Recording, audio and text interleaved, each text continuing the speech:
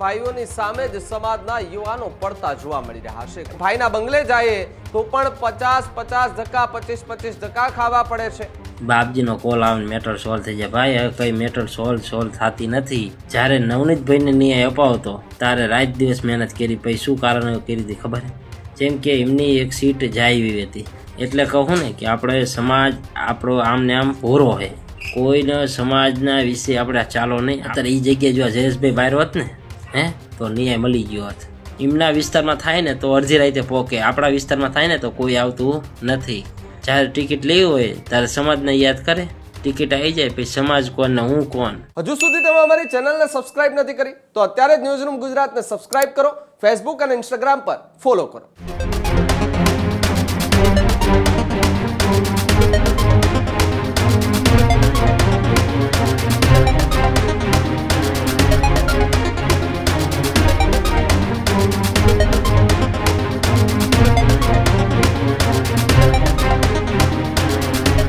આણંદમાં બનેલી ઘટનાને લઈને ફરી એકવાર વિવાદ શરૂ થઈ ચૂક્યો છે। ભાઈઓની સામે જ સમાજના યુવાનો પડતા જોવા મળી રહ્યા છે। કોળી સમાજની યુવતી મામલે વધુ એક યુવકનું મોટું નિવેદન સામે આવ્યું। બાપજીનો ફોન આવે ને મેટર સોલ્વ થઈ જાય એવું કહેવામાં આવતું હતું, તેવી વાત કોળી યુવકે કરી, પણ હવે બાપજીનો કોઈ કોલ પણ નથી આવ્યો અને બાપજી પોતે પણ નથી આવ્યા તેવી વાત કોળી સમાજના એક યુવકે કરી છે। બીજી તરફ ભાઈના બંગલે જાય તો પણ 50-50 ધક્કા 25-25 ધક્કા ખાવા પડે છે। નવનીતભાઈને ન્યાય અપાવવા રાત દિવસ મહેનત કરી।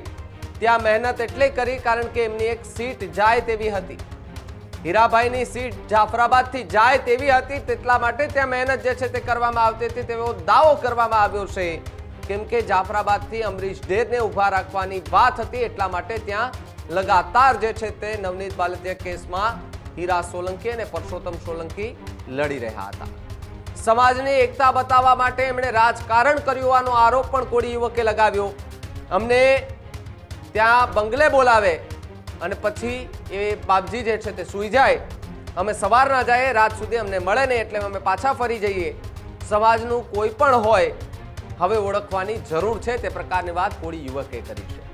કોળી યુવકનો વિડીયો સોશિયલ મીડિયા પર વાયરલ થઈ રહ્યો છે, જેની અંદર આણંદમાં બનેલી ઘટના કે યુવતી કે જેમને આપઘાત કર્યો અને આપઘાત બાદ કોળી સમાજના જે દિગ્ગજ આગેવાનો, જે નેતાઓ જે છે તેમની એક પણ પ્રતિક્રિયા કે એક પણ મુલાકાત જે છે તે ન જોવા મળતા કોળી સમાજના યુવાનોમાં હાલ તો આક્રોશ ફેલાયો છે કે શું માત્ર ને માત્ર બગદાણાની ઘટનામાં રાજકારણ કરવું હતું એટલા માટે ત્યાં બધા લોકો જતા હતા?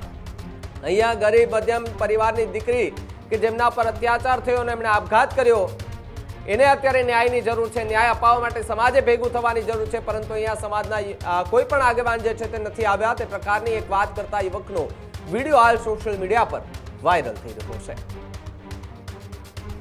જય કોળી સમાજ, જય માનતા।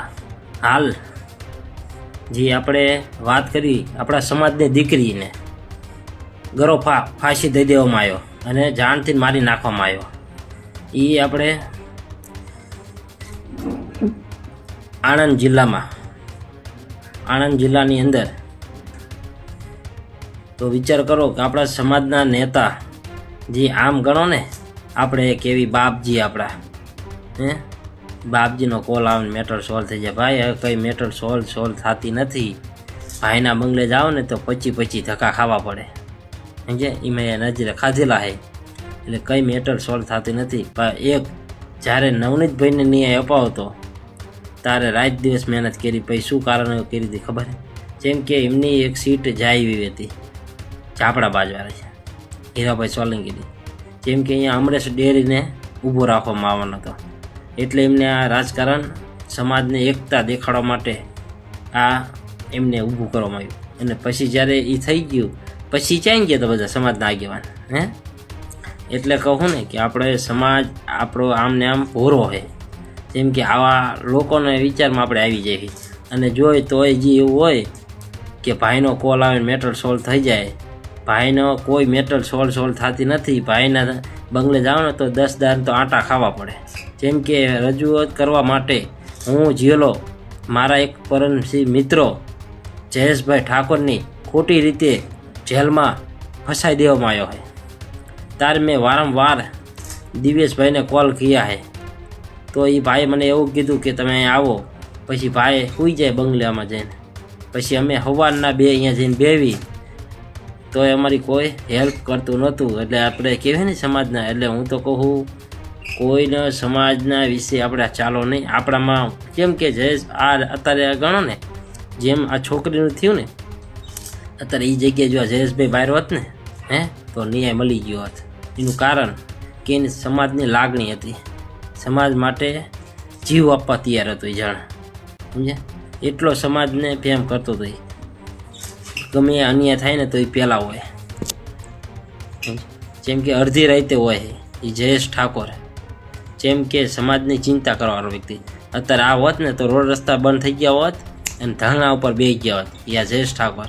અને હું તો સલામ કરું છું આવા સમાજના નેતાને કે જયેશ ઠાકોર જેવો યુવાન હજી એક બીજો જાગૃત થવો પડે.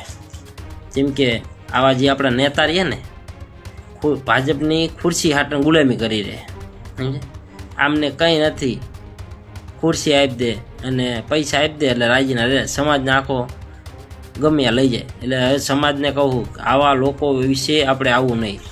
જેમ કે સમાજ ઉપર જાગૃતિ લાવો. આપણા આટલો આપણા સમાજ ઉપર અન્યાય થતો આવે, કોરી સમાજ ઉપર જુઓ તમે, જેમ કોઈ નેતું બોલતા નથી. આજ લગીને એક તો નેતા દેખાડો કે આ બોલ્યો છે વ્યક્તિ.